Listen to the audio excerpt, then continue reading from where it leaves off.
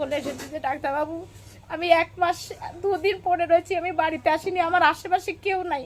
ওই ডাক্তারকে বলেছি ডাক্তারবাবু আমি এখানে তো 1 মাস 2 দিন পরে আছি, আমার সাথে কেউ আসেনি, আমি একাই, আমার এই পাশেও কেউ নেই, এই পাশেও কেউ নেই।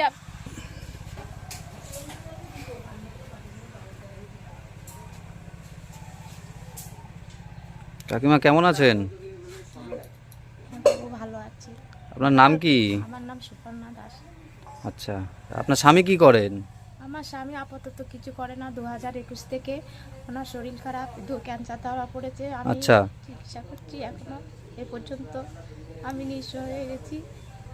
আপনার স্বামী এখনো ঠিক হয়নি? না, এই তো আমি আরজিকর থেকে চিকিৎসা করে এনেছি, কালকে ছুটি করে এনেছি, আবার ক্যান্সার ধরা পড়েছে। 2021 থেকে তো চিকিৎসা করছি। আচ্ছা, হ্যাঁ। এই টিউমার হয়েছে, তারপর আবার এখানে টিউমার হয়েছে থাইতে। এখন আমি আরজিকর থেকে 1 মাস 2 দিন ছুটি করে কালকে এনেছি। কালকে এনেছেন অপারেশন করে? অপারেশন সার্জারি করে এনেছি, তারপর আবার ওকে আবার সামনের বুধবার নিয়ে যাব, ক্যান্সার ডিপার্টমেন্টে রেফার করেছে, ওখানে নিয়ে গেলে আবার চিকিৎসা হবে। আর কোথায় আপনার স্বামী? কোথায়, বাড়িতে আছে? বাড়িতে ওনাকে এনেছি তো, শুয়ে আছে। কোথায় আপনার স্বামী? ওই যে খাটে শুয়ে আছে। লাইটটা থাকলে লাইটটা চালু। হ্যাঁ, লাইট চালু। আপনার স্বামী। কাকা ভালো আছেন? আপনার নাম কি? বিপ্লব দাস। বিপ্লব দাস। আচ্ছা, আপনি উঠে বসতে পারেন না? শুয়েই থাকেন? কতদিন থেকে আপনার এমন অসুবিধা? 2021 সাল থেকে? আচ্ছা, 2021 সাল থেকে এরকম বিছানায় শুয়ে আছেন আপনি? হ্যাঁ,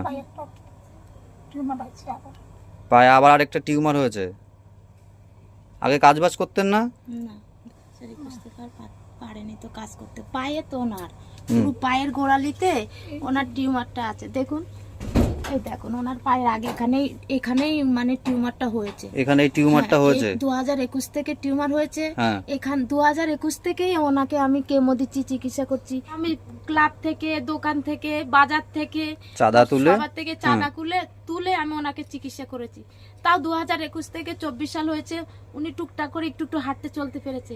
এখন কি হাঁটতে চলতে পারে না? এখন তো আবার সার্জারি হয়েছে, এখন আবার প্রথম ধরা পড়লো ওই টিউমার থেকে রক্ত নিয়ে বায়োপসি হয়েছে, সেখান থেকে ধরা পড়েছে যে ওনার আবার ক্যান্সার হয়েছে। 21 থেকে তো আপনার স্বামী এরকম পড়ে আছে বিছানায়, তা আপনাদের সংসার কিভাবে চলে? আমার সংসার কিভাবে চলবে? আমি আমার ছোট ছোট ছেলে, কিছু করার নেই, আমি চাঁদা টাদা করে করে অনেক কষ্ট করে চালাচ্ছি। আর আমি বিড়ি বাজি, বাড়ির কোনো রকমে 100 টাকা 70 টাকা 100 টাকার বিড়ি বাজি, আমি কোনো রকমে আলু সিদ্ধ ডাল ভাত খেয়েছি, আর আমি সংসার চালাচ্ছি। আমার খুবই কষ্ট।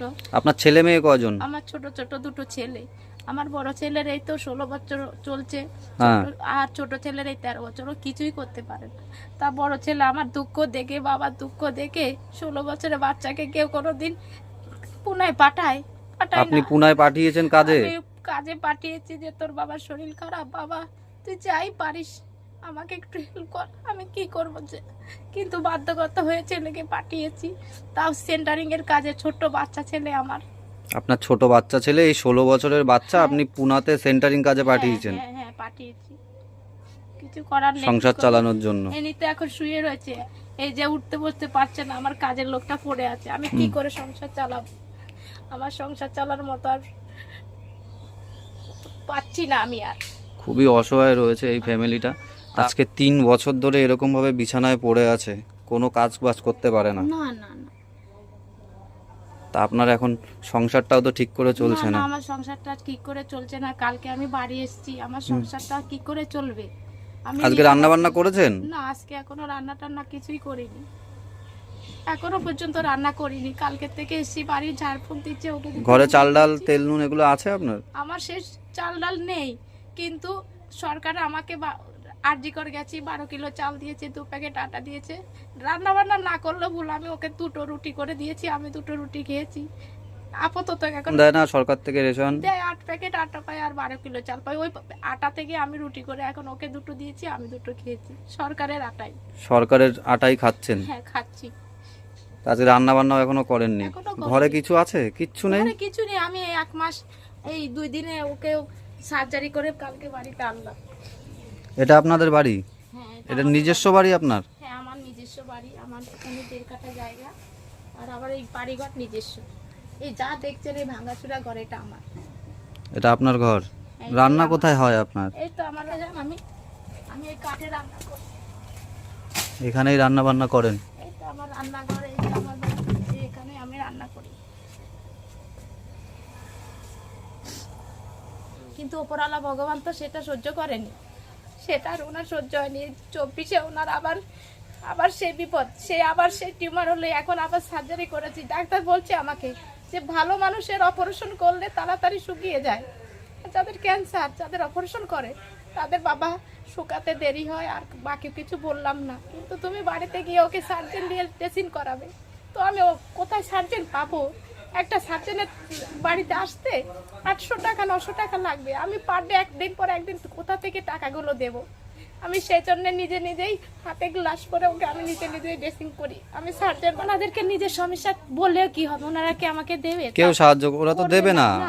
আমি আমার মতো বলেছি যে স্যার ঠিক আছে, আমি বাড়িতে গেলে যতটা পারি আমার মতো করে আমি 1 ইঞ্চি জায়গাও ফাঁকা রাখবো না, আমি ঠিক চেষ্টা করব। আমি তো বলে এসেছি, এবার আমি কি করব আমি জানি না। কিন্তু আমি ডাক্তারকে বলে এসেছি যে ডাক্তারবাবু আমি 1 মাস 2 দিন পরে রয়েছি, আমি বাড়িতে আসিনি, আমার আশেপাশে কেউ নাই। ওই ডাক্তারকে বলেছি ডাক্তারবাবু আমি এখানে তো 1 মাস 2 দিন পরে আছি, আমার সাথে কেউ আসেনি, আমি একাই, আমার এই পাশেও কেউ নেই, এই পাশেও কেউ নেই, আমি এখানে এক মাস 2 দিন কাটিয়ে দিয়েছি। তো ওখানে কি আপনার ফ্রি চিকিৎসা হয়েছে? ওখানে আমার স্বাস্থ্যসাথী কার্ডটা জমা নিয়ে ওই মানে ডাক্তারের হ্যাঁ। সার্জারিটা ফ্রি হয়েছে। তো এখন সংসারের চুলো জ্বলছে না, আপনি খাবেন কি আর অপারেশন কি করাবেন? জানি না, আমাকে সবাই যদি হেল্প করে, যদি কেউ আমাকে একটু বাঁচায়, হেল্প করে 2-1 টাকা করে, তাও যদি আমি পারি তাহলে আপনার স্বামীটা সুস্থ হবে। সুস্থ হবে। আর নতবা আমি ওনাকে কি করে সুস্থ করব আমি জানি না। আমি কিন্তু ডাক্তারকেও বলেছি সাহস করে যে আমি 1 ইঞ্চি জায়গা ফাঁকা রাখবো না আমার দিক থেকে, কিন্তু আমি তো বলে এসেছি, এখন আমি কি করব আমি কিছুই জানি না। এবার আমাকে যদি 2-1 টাকা করে সবাই হেল্প করে, যদি করে তাহলে আমার স্বামীকে সুস্থ করতে পারবো। আমার সাহস আছে, কিন্তু ওনারও মনের বল আছে, শক্তি আছে, মনে এখনো সাহস আছে যে আমি 2 পায়ে হাঁটবো। কেমোটা আমি দিলে আমার কেমোটা সবসময় না স্বাস্থ্যসাথী কার্ড দিয়ে হবে তা তো না, আমাকে কিনে একটা দিতে কেমোর হবে। দাম কত? একটা কেমো কোনোটা 18,000, হ্যাঁ। কোনোটা 32,000। আবার একটা কেমো আছে এক একজনকে দেয় আমাদের সামনে, সেটা 3200 টাকা দিয়ে তা পেয়ে আপনি যায়। তো একটা কেমোও দিতে পারবেন না এই এবার রোগীটার। আমার স্বামীকে আমি এমন অবস্থায় পড়ে আছি, এখন একটা কেমো দেব, আমি সেটুকু মানে পারবো না। কিন্তু তবু আমি পারবো না বললেও আমি লোকের থেকে হেল্প আমাকে করলে আমি পারবো। সবাই যদি সাহায্য যদি করে আমাকে আপনি সাহায্য করে, তাহলে একটা কেমো দিতে হ্যাঁ, পারবেন আমি রোগীটাকে। পারবো। আপনার ব্যাংকের বই আছে তো? হ্যাঁ আছে, আমার জিরো ব্যালেন্সের একটা বই আছে। কি নামে আছে? আমার নাম সুপর্ণা দাস। ওই নামে ব্যাংকের বই আছে? নামে আমার ব্যাংকের বই আছে, কিন্তু আচ্ছা। আমার ফোন পে নেই। আমি ফোন পে কি জিনিস বুঝি না, কিন্তু আমার একটা ব্যাংকের বই আছে, জিরো ব্যালেন্সের বই আছে, ওখানে 1-1.5 টাকা আছে। ওই ব্যাংক আমার লক্ষ্মীর ঘটের প্রতি মাসে আমি রাখতে তো পারি না, আচ্ছা। তা প্রতি মাসে আমার 500 টাকা সরকার টাকা দেয়, আমি ওই তুলে এনে মানে খাচ্ছি। এখন হয়তো 2 মাস দৌড়াদৌড়ি করছি, হসপিটালে ভর্তি ছিলাম, তার জন্য হয়তো 1000 টাকা মতো আছে আমার ওই অ্যাকাউন্টে। দেখুন বন্ধুরা, এই অসহায় স্ত্রী তার স্বামীর জন্য এত 2021 থেকে চেষ্টা করছে। কিছুদিন ঠিক ছিল, তারপরে আবার সেই রোগে আক্রান্ত হয়ে গেছে। আপনারা যে যেমন পারবেন 1 টাকা 2 টাকা 5 টাকা ওনাকে দিয়ে সাহায্য করবেন। ওনার ব্যাংকের বই আমি ব্যাংকের অ্যাকাউন্ট নাম্বার আমি ডেসক্রিপশনে দিয়ে দিচ্ছি, ওনার ঠিকানাটাও দিয়ে দিচ্ছি, চাইলে আপনারা এনার সাথে এসে দেখা করতে পারেন। আপনার ঠিকানাটা একটু বলে দেবেন। আমার গ্রাম মেদিয়া, পোস্ট অফিস মেদিয়াহাট, থানা গোপালনগর, জেলা উত্তর 24 পরগনা গোপালনগরে এনাদের বাড়ি। চাইলে আপনারা এনাদের সাথে দেখা করতে পারেন, সংসারের পাশে এসে দাঁড়াতে পারেন, এদের সাথে দাঁড়াতে পারেন। আমিও আপ্রাণ চেষ্টা করব যতটা পারি। এবার এটা ক্যান্সারের রুগী, চাইলে আপনি সবাই মিলে একসাথে ক্যান্সারের রুগীটাকে সুস্থ করতে পারি, সেটাই সবার কাছে চাইবো। আর যারা দেখছেন, যেখান থেকে দেখছেন না কেন, চ্যানেলটা একটু সাবস্ক্রাইব করে দেবেন আর কমেন্টে আপনাদের মতামত জানাবেন। তাহলে এখানেই ভিডিওটা শেষ করছি। নমস্কার কাকিমা।